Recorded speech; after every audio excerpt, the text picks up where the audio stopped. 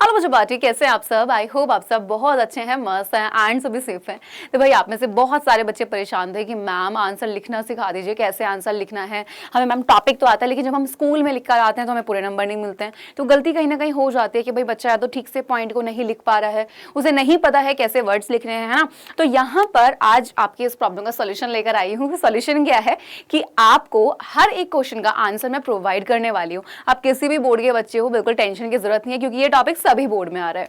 तो आज का जो हमारा टॉपिक है वो तो आपको दिख चुका है, क्या है, लैमार्कवाद एंड डार्विनवाद। ठीक है, तो भाई यहाँ पर सबसे पहली चीज मैं आपको बताऊंगी कि क्वेश्चन किस तरीके से पूछा जाता है, कितना आंसर लिखना है, पूरा लिखा हुआ मिलने वाला है तो डोंट वरी कैसे लिखना है फिलहाल समझो। जैसी आपकी ये वाली क्लास एंड होगी उसके बाद अपनी कॉपी में लिख लीजिएगा। ठीक है, अब से आपको क्या करना है, अपनी एक कॉपी बनानी है जिसमें जिस भी क्वेश्चन का मैं आंसर लिखवाऊंगी आपको लिखते हुए चलना है। अभी तक कुछ भी नहीं पढ़ा है सो डोंट वरी, टेंशन लेने की जरूरत बिल्कुल भी नहीं है। ठीक है, अब यहाँ पे ये जरूरी हो जाता है कि आंसर जब आप लिखते हो, ठीक है, तो पॉइंट्स किस तरीके से कवर कर रहे हो, हेडिंग्स कैसे डाल रहे हो, ये बहुत इंपॉर्टेंट होती है।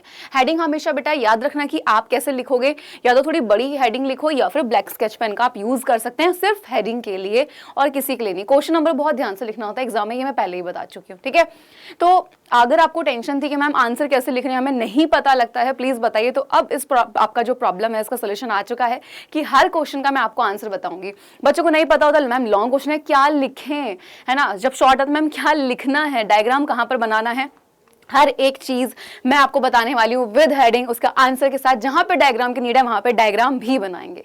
ठीक है, तो फिर शुरू कर देते हैं गाइस। तो आज का टॉपिक जो है बेसिकली हमारा लैमार्कवाद और डार्विनवाद है। ये जो है आपका क्वेश्चन मैं बता देती हूँ, ये बोर्ड में काफी बार आया हुआ है, सभी बोर्ड की मैं बात करूंगी।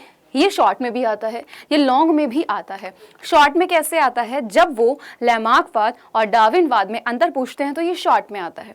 वहीं पे लॉन्ग में ये देखो, अगर लैमार्क पूछेंगे तो वो डार्विन को नहीं पूछेंगे, डार्विनवाद आएगा तो लैमार्कवाद को नहीं पूछेंगे। ठीक है, तो सबसे पहली चीज, अगर उन्होंने लैमार्क को पूछा क्वेश्चन कैसा है कि लैमार्कवाद क्या है, इसकी क्या विशेषताएं हैं, इसको उदाहरण के साथ समझाओ। डार्विनवाद आएगा तो डार्विनवाद क्या है, इसकी विशेषताएं बताओ और यहाँ पे इसको उदाहरण के साथ समझाओ। तो आपके लिए 3 मेन हेडिंग बन चुकी हैं। जो पहला पूछा गया है कि आखिर वो है क्या, सेकंड उसकी विशेषताएं एंड तीसरा है मेरे बच्चे उसका उदाहरण। ठीक है, तो क्वेश्चन पूछने का तरीका तो मैं आपको बता ही चुकी हूँ यहाँ पे।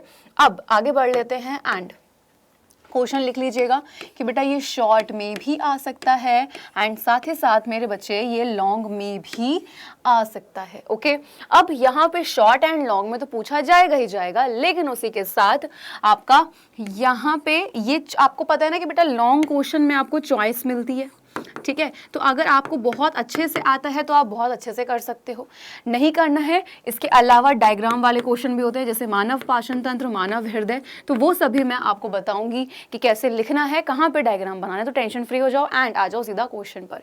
सबसे पहले अगर मैं बात करती हूँ बेटा, क्वेश्चन आ जाता है कि उन्होंने पूछ लिया कि भाई बताइए, जैसे क्वेश्चन आया लैमार्कवाद क्या है, ठीक, इसकी विशेषताएं बताओ। ठीक, ठीक है, उदाहरण भी दो, यानी कि ये देना है। और जब डार्विन पूछेंगे तो लैमार्क की जगह वो डार्विन को कर देंगे। अब यहां पर सबसे पहले आ जाते हैं लैमार्कवाद क्या है। देखो समझना है, लिख तो आप बाद में भी लोगे, है ना। तो जैव विकास के संबंध में लैमार्क और डार्विन ने दोनों ने अपने अपने मतों को रखा था। जैव विकास क्या था कि आखिर एक जीव का विकास किस किस तरीके से हुआ है। ठीक है, तो वहां पे लैमार्क और जो डार्विन थे दोनों ने अपनी अपनी बातों को रखा। जब दोनों ने कहीं ना कहीं अपनी बातों को रखा तो बेटा हुआ क्या कि भाई वहाँ पे लैमार्क ने कुछ बातें कहीं, डार्विन ने कुछ बातें कहीं। तो वैसे तो बहुत सारे साइंटिस्ट जो थे जिन्होंने जैव विकास के संबंध में अपने अपने मतों को रखा था, लेकिन इनके थोड़े मान्य हो गए थे। तो लैमार्क जो थे उन्होंने कुछ बातें रखी थी जो उन्होंने यानी कि जैव विकास के संबंध में बोली, उसी को उन्होंने क्या बोल दिया, लैमार्कवाद। ठीक है, अब यहाँ पर लिखेंगे क्या, तो फ्रांस के प्रसिद्ध वैज्ञानिक लैमार्क ने सन 1809 में सर्वप्रथम विकास की वैज्ञानिक व्याख्या दी जिसे लैमार्कवाद कहा गया। अब आखिर इसकी विशेषताएं क्या थी, तो नंबर 1 वातावरण का सीधा प्रभाव, यानी कि भाई वातावरण का सीधा प्रभाव पड़ रहा है कहाँ पर, अगर हम बात करें किसी भी जो जीव होता है उस पर। सेकंड, अनुकूलन की प्रवृत्ति, यानी कि भाई उसको ढलना आना चाहिए, यानी कि भाई अगर कुछ भी चेंज होता है, अनुकूलन की प्रवृत्ति मतलब उसको रहना आना चाहिए अगर कुछ भी वातावरण में बदलाव हो रहा है। अंगों का उपयोग और अनुपयोग, यानी कि भाई जो अंग ज़रूरत से ज़्यादा इस्तेमाल होते हैं, कुछ ऐसे होते हैं जो जिन अंगों का उपयोग नहीं होता है, तो उन्होंने बोला कि इसका भी फर्क पड़ता है कि अंगों का उपयोग और अनुपयोग किस तरह हुआ है। यानी कि भाई कुछ अंग हैं जो आपके ज़्यादा यूज़ में होते हैं, है ना, कुछ अंग हैं जिनका यूज़ नहीं हो रहा है। तो उन्होंने इस बात पर बोला कि अंगों का उपयोग और अनुपयोग, अभी आपको एग्जाम्पल के थ्रू पता लग जाएगा।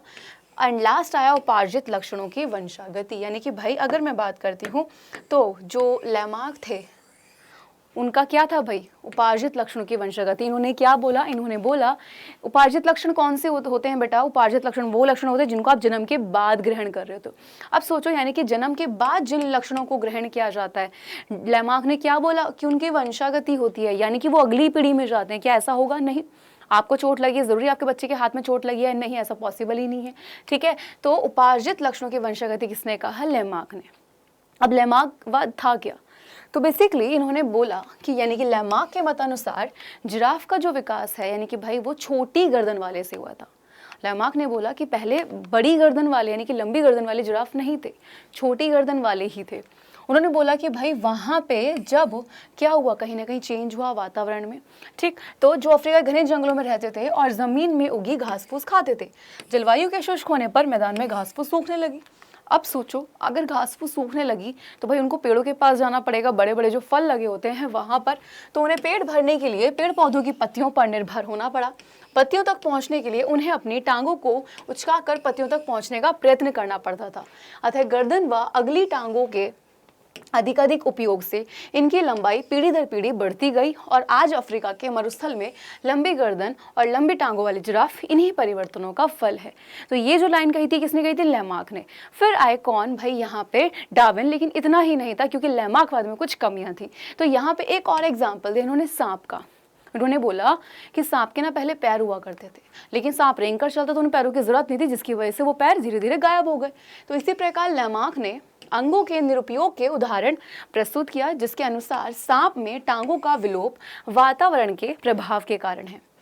सांप के लंबे शरीर को झाड़ियों में रेंग कर चलने तथा बिलों में अंदर घुसने में टांगों जो थी उनकी वो क्या करती, बाधा उत्पन्न करती थी। इन्होंने ये दिया जो कि आपका क्या है, अंगों का उपयोग और अनुपयोग वाला। अब लैमार्कवाद जो था, यहाँ पे कुछ कमियां थी, क्योंकि पूरे तरीके से सही नहीं था। जब इन्होंने अपनी बातें सारे लोगों को बताई तो क्या हुआ, जब सब लोगों को बताई तो साइंटिस्ट सोच में पड़ गए। अच्छा, उन्होंने अपने क्वेश्चन पूछने स्टार्ट करे कि अच्छा आप ये बताओ, ऐसा है तो फिर ऐसा क्यों है। तो क्वेश्चन कौन कौन से देख लेते हैं। तो सन 1809 में यहाँ पे अगर हम देखें, लैमार्कवाद के प्रकाश में आने के बाद वैज्ञानिकों ने अनेक ऐसे उदाहरण प्रस्तुत किए जिनसे लैमार्कवाद को काफ़ी आघात पहुंचा। लैमार्कवाद की आलोचना, लैमार्कवाद की कमियां निम्न प्रकार हैं। तो कमियां आ जाए, आप इन पॉइंट्स को लिखेंगे, क्योंकि अक्सर कमियां पूछ ली जाती है लैमार्कवाद की। तो निरंतर अभ्यास के, यानी कि पहलवान जो होते हैं, भाई पहलवान, यहाँ पे पता है क्वेश्चन कैसे आता है, आपको बताती हूँ। क्वेश्चन बनता है एक बहुत अच्छा यहाँ से शॉर्ट का, वो मैं शॉर्ट में करवाऊंगी, बेसिकली आपको आंसर भी प्रोवाइड करूंगी। बता देती हूँ यहाँ से निकल रहा है। तो पहलवान का बच्चा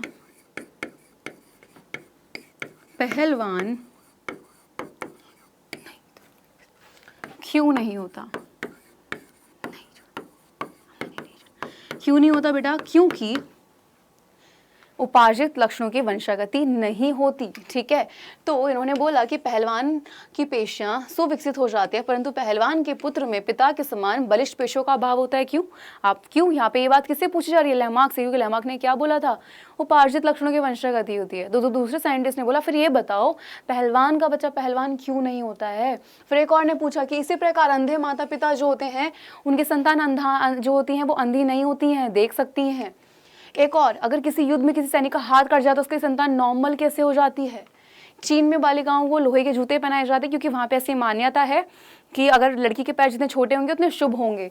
तो यहाँ पर ये सब इस तरीके से कुछ क्वेश्चन से जिनके लैमार्क के पास कोई जवाब नहीं था। तो ये लैमार्कवाद पूरी तरीके से हुआ गलत साबित। फिर आए डार्विन। डार्विनवाद क्या था? तो भाई आपका 1859 में प्राकृतिक वर्ण द्वारा, तो इनका क्या था कि प्राकृतिक वर्णवाद का सिद्धांत किसने दिया? डार्विन ने। ठीक है, अब इन्होंने एक पुस्तक लिखी थी जातियों की उत्पत्ति, द ओरिजिन ऑफ स्पीसीज, याद रखना इस चीज़ को, ठीक है। यहाँ पे इन्होंने व्याख्या करी, इन्होंने क्या बताया इसमें, जैव विकास की क्रिया को पूरे एग्जाम्पल के साथ इन्होंने बताया और समझाया कि किस प्रकार जीव अपने आप को वातावरण के अनुकूल बनाकर जीवित रहते हैं और संतान क्या करते हैं, उत्पन्न करते हैं। इसके विपरीत जो जीव अपने के को प्रति, यानी कि भाई अगर हम बात करें वातावरण के अनुसार नहीं ढाल पाते, वो क्या होते हैं, वो नहीं रह पाते, यानी कि कुछ समय बाद नष्ट हो जाते हैं। ठीक, तो आ जाते हैं सीधा यहाँ पे इसकी विशेषता पर। क्या थी भाई यहाँ पे इसकी विशेषताएं? नंबर 1, जीवों में संतान उत्पत्ति की प्रचुर क्षमता, यानी कि एक जीव में जो जीव है उसमें संतान को जन्म देने की प्रचुर क्षमता होनी चाहिए। जीवन संघर्ष, समर्थ का जीवत्व या प्राकृतिक वर्ण, विभिन्नताएं एवं आनुवांशिकता, यानी कि भाई विभिन्नताएं कब आएंगे, जब क्या होता है, लैंगिक जनन होता है, उससे विभिन्नता अधिक आती है। ठीक है, नेक्स्ट, वातावरण के प्रति अनुकूलता, वातावरण अगर बदलाव हो रहा है तो आपको उसके अकॉर्डिंग ढालना खुद को आना चाहिए। नई जातियों की उत्पत्ति, आगे आ जाओ। इन्होंने भी किसका एग्जाम्पल लिया, जिराफ का। लेकिन इन्होंने क्या बोला, इन्होंने बोला कि भाई छोटी और लंबी गर्दन वाले दोनों ही जिराफ हुआ करते थे, लेकिन जब जलवायु शुष्क हुई, घास फूस पूरी सूख चुकी थी, अब जिराफ जो थे उनको बड़े बड़े पेड़ों के पास जाना पड़ता था। किसके लिए भाई, फल को लेने के लिए। अब आप वहाँ पे सोचो कि जब वो फल को लेते थे तो छोटी गर्दन वाले जो वो नहीं पहुँच पाते थे वहाँ तक, बड़ी गर्दन वाले यानी कि जो लंबी गर्दन वाले थे वो फिर भी थोड़ा सा अपने आप को ऊपर की तरफ उठाते और फलों को खा लेते थे, लेकिन छोटी गर्दन वाले नहीं पहुंच पाते थे उन फलों तक, नहीं खा पाते थे। तो इस वजह से एक टाइम आया कि वो पूरी तरीके से खत्म हो गए। और लंबी गर्दन वाले जो थे उनमें क्या थी भाई, यानी कि भाई उन्होंने और संतानों को जन्म दिया, इससे उनकी संख्या कहीं ना कहीं बढ़ती गई।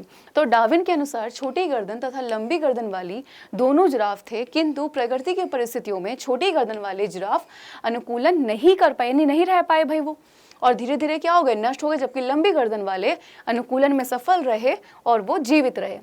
और यही रीज़न था कि जो जिराफ की जो गर्दन लंबी है, जो पैर लंबे हैं, वो इसी वजह से हैं। बस खत्म कहानी, इतना सा क्वेश्चन था। तो पूरे क्वेश्चन का आंसर मैंने आपको प्रोवाइड कर दिया है। लॉन्ग क्वेश्चन आएगा, एज अ टीज लिखाना, एक भी नंबर तुम्हारा नहीं कटेगा। हेडिंग प्रॉपर जाना, जो मैंने येलो कलर से लिखी हुई है इस तरीके से, ये प्रॉपर हेडिंग है, तो हेडिंग ही बहुत ज़्यादा इंपॉर्टेंट है। इस तरीके से लिखना, आंसर को ब्लू पेन से लिखना, ठीक है। तो याद रखना कि एग्जाम में डायग्राम वाले क्वेश्चन भी आते हैं, बिना डायग्राम वाले लॉन्ग क्वेश्चन भी आएंगे, जो बहुत अच्छे से आता हो वो अटेम्प्ट करना है, ठीक है। अभी मैं और क्वेश्चंस कराऊंगी, क्योंकि ज़रूरी नहीं है सब बच्चों को लेमार्क डार्विन करना हो, और भी बच्चे हैं, लेकिन आप पढ़ के सब जाएगा, क्योंकि नहीं पता बोर्ड एग्जाम में क्या आ जाए, लेकिन ऐसा होने नहीं दूंगी, जो बताऊंगी वही आपको बोर्ड एग्जाम में मिलेगा। तो मैं मिलती हूँ आपसे एक नेक्स्ट वीडियो में, तब तक के लिए bye bye and take care guys. And अगर आपकी कुछ डिमांड है, आपका लाइक फॉर एग्जाम्पल किसी टॉपिक को लेके किसी चीज़ में कंफ्यूज हो, प्लीज़ मुझे बताइए, ताकि मैं उसे वीडियो बना पाऊँ, आप सबकी हेल्प हो जाए।